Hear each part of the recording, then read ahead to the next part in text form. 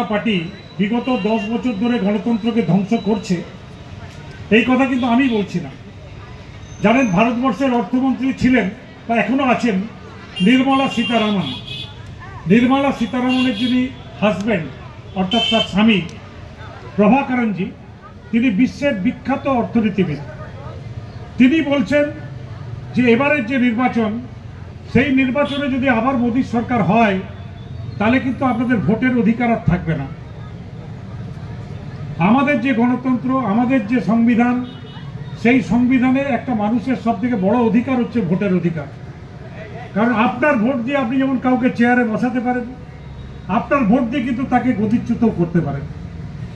কিন্তু সবসময় চিন্তা করবেন যে ভোট যদি ভুল জায়গায় পড়ে তাহলে কিন্তু সেটা শোধরাতে গেলে আরো 5 বছর অপেক্ষা করতে হয়। কারণ বিধানসভার ভোট 5 বছর পরে হয়, পঞ্চায়েতের ভোট 5 বছর পরে হয়, লোকসভার ভোটটাও কিন্তু 5 বছর পরে হয়। তাই যেমন আপনার পরিবারের কোনো মেয়ের যদি বিয়ে লাগে, আপনি যেমন 10 জন বা 10টা ঘরে গিয়ে পাত্র খোঁজ করেন এবং কোন পাত্রে আমি ভোটটা দেব, কোন পাত্রে আমি মেয়েকে কন্যাদান করব, সেই সিদ্ধান্ত নিতে 10 বার চিন্তা করেন। ভোটটা দেওয়াও কিন্তু আপনাকে চিন্তা করে দেওয়ার প্রয়োজন। দেখুন, আমাদের কয়েকটা সুবিধা আছে। আমরা এই বাংলায় 34 বছরে বামফ্রন্টের শাসন দেখেছি। আমরা ভারতবর্ষে 10 বছরে ভারতীয় জনতা পার্টির শাসন আমরা দেখলাম। বামফ্রন্ট যখন শাসন ক্ষমতায় ছিল, বামফ্রন্ট কিন্তু কোনো উন্নয়নের কাজ করেনি। বিশেষ করে আমাদের পশ্চিমবঙ্গকে প্রায় শ্মশানে পরিণত করেছিল। নতুন কোনো স্কুল করেনি, নতুন কোনো কলেজ করেনি, নতুন কোনো হাসপাতাল করেনি, নতুন কোনো কলকারখানা করেনি। বরঞ্চ সারা পশ্চিমবঙ্গে হাজার হাজার কলকারখানা তারা বন্ধ করে দিয়ে গেছে। 2014 সালের আগে পশ্চিমবঙ্গের মানুষ বিজেপি কি জিনিস জানতেন না। সেই সময় নরেন্দ্র মোদী এসে অনেক প্রতিশ্রুতি দিয়েছিলেন যে আমি যদি ক্ষমতায় আসি, আমি বছরে 2 কোটি বেকারকে চাকরি দেব। তিনি বলেছিলেন আমি যদি ক্ষমতায় আসি, দেশের কালাধন বিদেশ থেকে আমি নিয়ে আসবো আর প্রত্যেকের ব্যাংক অ্যাকাউন্টে 15 লক্ষ টাকা করে পাঠাবো। কিন্তু আমরা কি দেখলাম যে 10 বছরে একটাও চাকরি হয়নি। বরঞ্চ চাকরি যেখানে হতো, যেমন ব্যাংকে চাকরি হতো, সরকারি জায়গাতে চাকরি হতো, সেগুলোকে তিনি বিক্রি করে দিলেন, ব্যাংকগুলোকে বন্ধ করে দিলেন এবং 2 কোটি বেকারের চাকরি তো দূরের কথা, যারা চাকরি করতেন তাদেরও চাকরিটা চলে গেল। এই ইস্টার্ন কোলফিল্ডে 2014 সালে কর্মীর সংখ্যা ছিল 1,67,000 আর আজকে ইস্টার্ন কোলফিল্ডে কাজ করেন মাত্র 57,000। অর্থাৎ 1,10,000 কর্মী খালি ইস্টার্ন কোলফিল্ডেই কমে গেছে। তিনি কি বলেছিলেন যে আমি হচ্ছি চাওয়ালা, আমাকে ভোট দিন।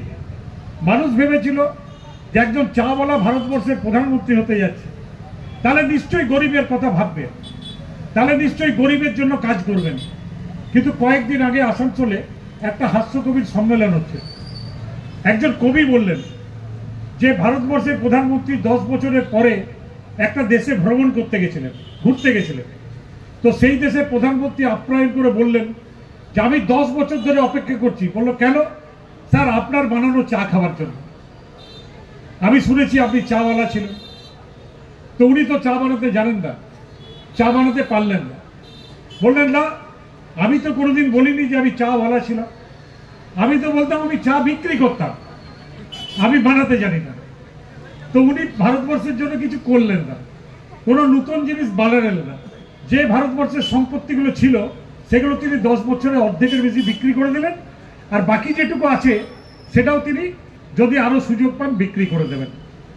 এই গ্রামের প্রচুর মানুষ যারা ইস্টার্ন কোলফিল্ডের উপর নির্ভরশীল। এই যে যত দোকান, এগুলো কিন্তু ইস্টার্ন কোলফিল্ডে যারা চাকরি করেন, যারা মাসের শেষে মাইনে পান, তারা যে মাইনে পান এখানে এসে কেনেন, এই দোকানগুলো চলে।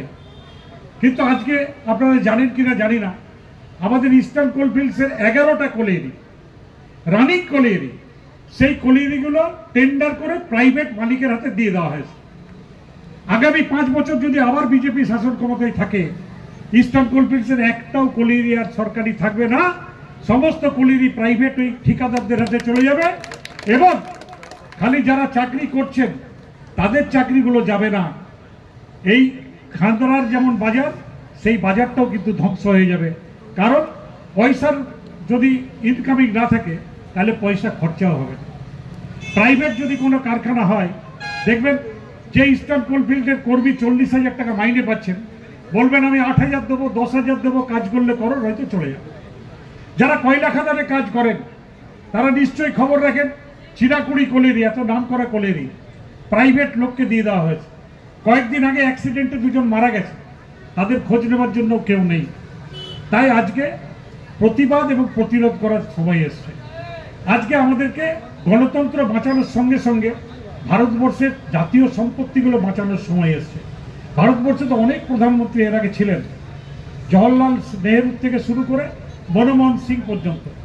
আপনি দেখবেন এই প্রধানমন্ত্রীরা